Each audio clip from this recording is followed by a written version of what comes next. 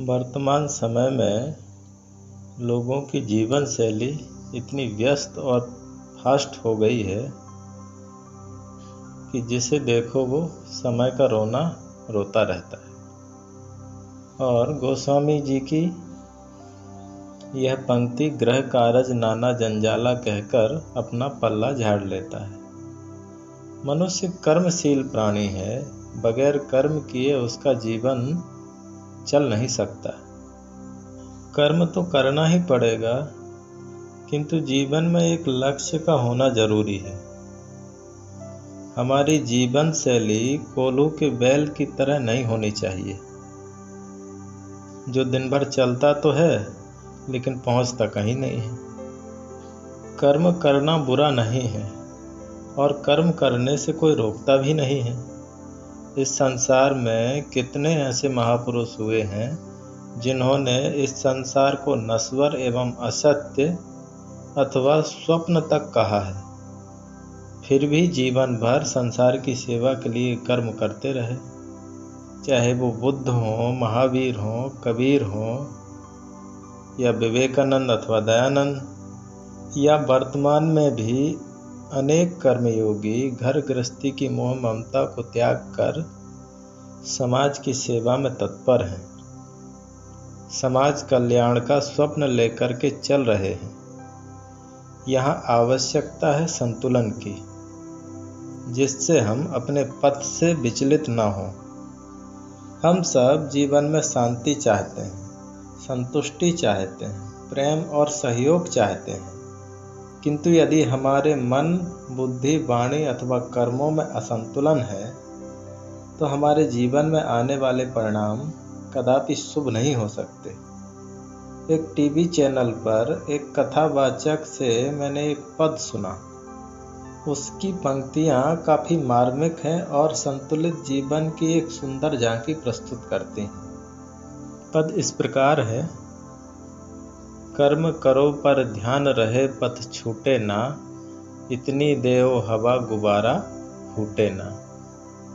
हर कर्म के गर्भस्थल में रहता हित अनहित अपना, जगजाल विकट ग्रंथि है, सच कहो कहो चाहे सपना।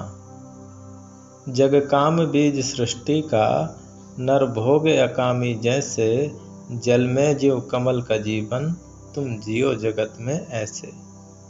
एक बार क्रोध भी करिए पर बोध नष्ट ना होवे, स्वार्थ भी बुरा नहीं है औरों को कष्ट ना होवे। पहली पंक्ति में कहा है, कर्म करो पर ध्यान रहे पथ छूटे ना, इतनी देओ हवा गुबारा फूटे ना। पूज्य गुरुदेव जी अक्सर कहा करते थे, कमाते किस लिए हो? खाने के लिए।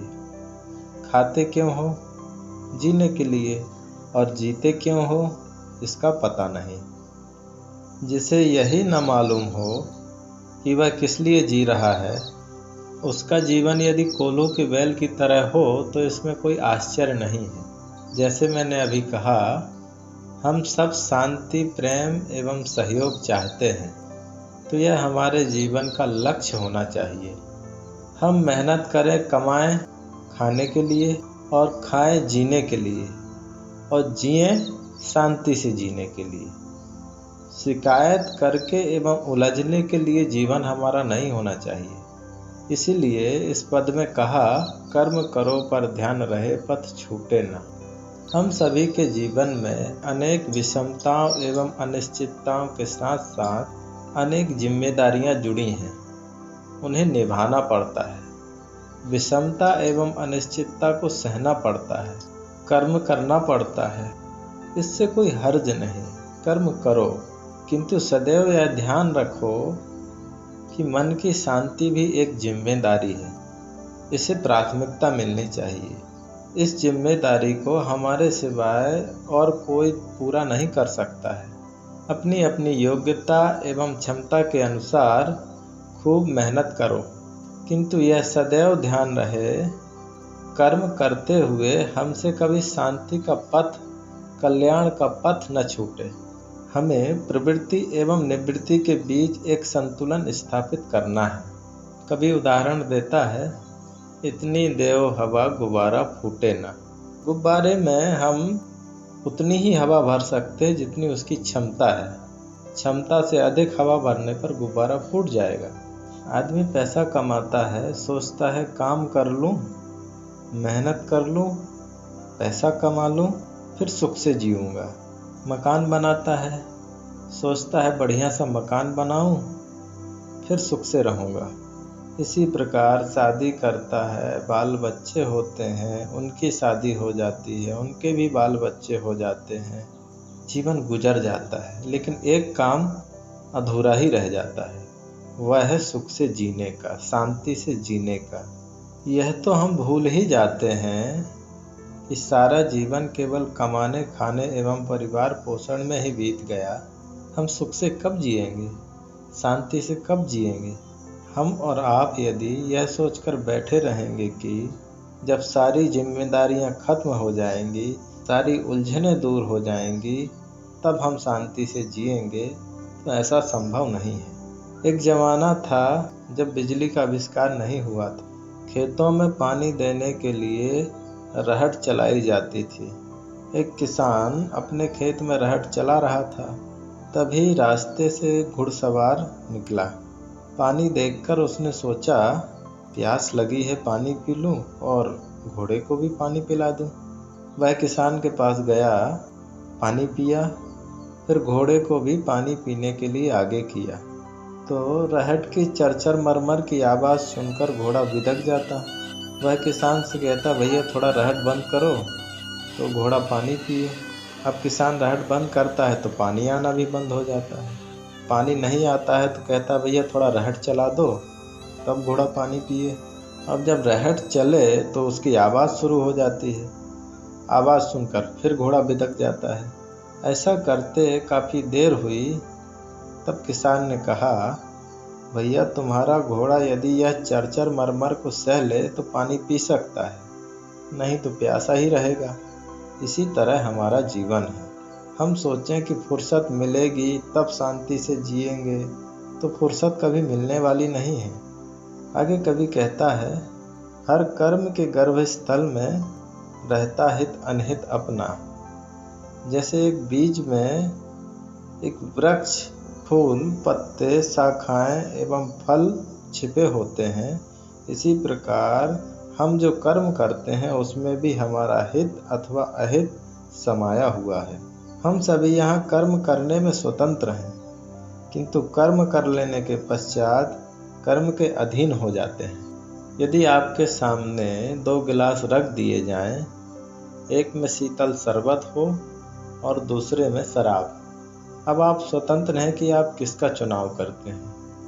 यदि शरबत पीते हैं तो शीतलता का एहसास होगा, और यदि शराब पीते हैं तो मादकता छाएगी।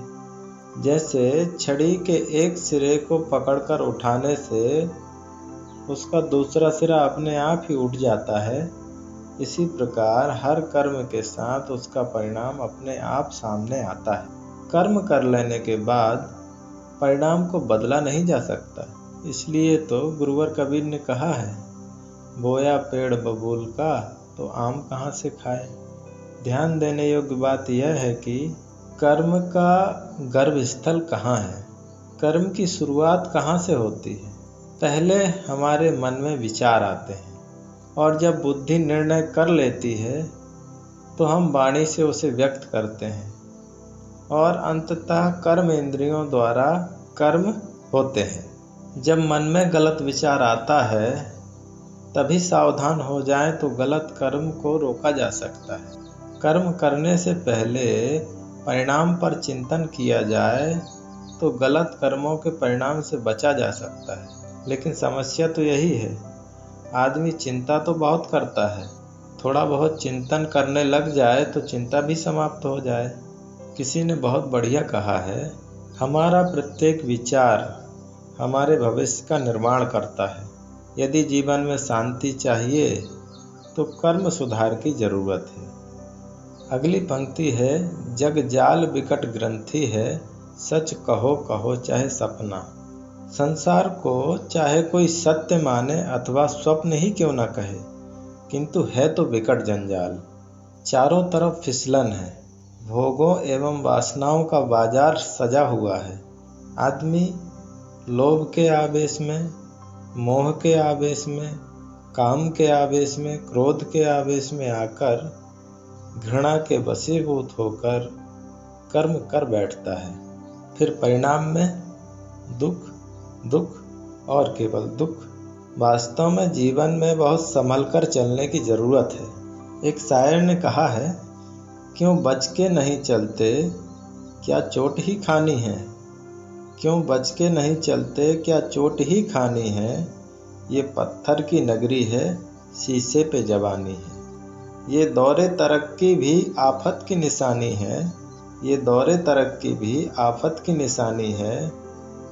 क्यों आज बच्चों पे बुढ़ापा है और बूढ़ों पे जवानी है। शायर यहाँ नसीहत देता है कि संभल कर चलो, नहीं तो सिर फूट जाएगा। क्योंकि ये पत्थर की नगरी है और जवानी में जोश तो बहुत होता है, किंतु होश नहीं रहता। और ये बेहोशी जरा सी ठोकर लगते देर है, शीशे की तरह चूर चूर कर देगी। ऊपर से ये जो तरक्की का दौर है, दुनिया सिमट कर एक छोटे से मोबाइल में समा गई है। आजकल बच्चों का खाना पीना, खेलना कूदना, पढ़ना लिखना सब मोबाइल पर ही हो रहा है। और इन बुजुर्गों का तो कहना ही क्या है।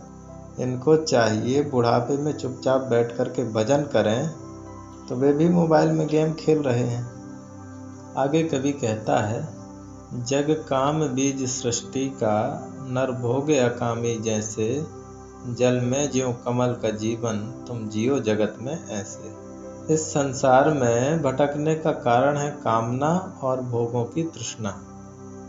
मैं अक्सर कहा करता हूँ, हमें आवश्यकताओं और तृष्णा के फर्क को समझना चाहिए। आवश्यकताएं सीमित होती हैं, उन्हें पूरा किया जा सकता है, किंतु मन की तृष्णा असीम होती है, उसे पूरा करना संभव नहीं है।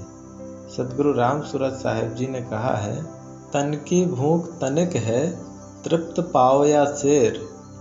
मन की भूख अत्यंत है, तृप्त न पाए सुमेर। थोड़े से भोजन से तन की भूख तो मिट जाती है, किंतु मन की भूख तो सोने का पर्वत भी मिल जाए तो भी मिटने वाली नहीं है। हमारा शरीर भौतिक है और इसकी आवश्यकताओं की पूर्ति के लिए भौतिक चीज़ों की ज़रूरत होती है। उनकी भी एक सीमा होती है। भोजन, वस्त्र, आवास, औषधि तथा कुछ संसाधनों का इंतजाम हो जाए तो जीवन आराम से चल सकता है, किंतु यह सब तभी संभव हो सकता है जब हम अकामी की तरह इनका उपयोग करें। शायर ने कहा, नर भोगे अकामी जैसे।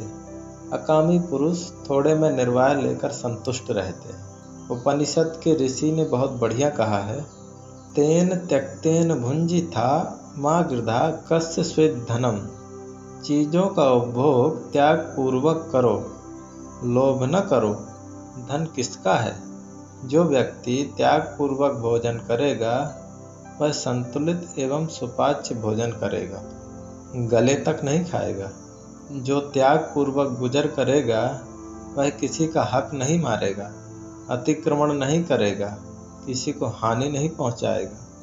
संसाधनों पर सबका समान अधिकार है, इसलिए दूसरों के हितों को ध्यान में रखकर हमें उनका उपभोग करना चाहिए। दूसरी बात है मन। मन तो अभौतिक है। भौतिक चीज़ों से मन की तृप्ति नहीं हो सकती। मन तो शांति और संतोष के भाव से ही तृप्त हो सकता है। कभी यहाँ उदाहरण देता है, जल में ज्यों कमल का जीवन, तुम जियो जगत में ऐसे। जैसे कमल जल में पैदा होता है, किंतु जल में डूबा नहीं रहता, जल से लिप्त नहीं रहता, वह हमेशा जल से ऊपर उठा रहता है, एकदम अलग थलग। इसी प्रकार यदि कल्याण की इच्छा है तो इस संसार में अनासक्त भाव से निर्वाह करना होगा। अगली पंक्ति है, एक बार क्रोध भी करिए पर बोध नष्ट न होवे। कहा जाता है, जिस कार्य का हम अभ्यास कर लेते हैं उसमें हम निपुण एवं कुशल हो जाते हैं।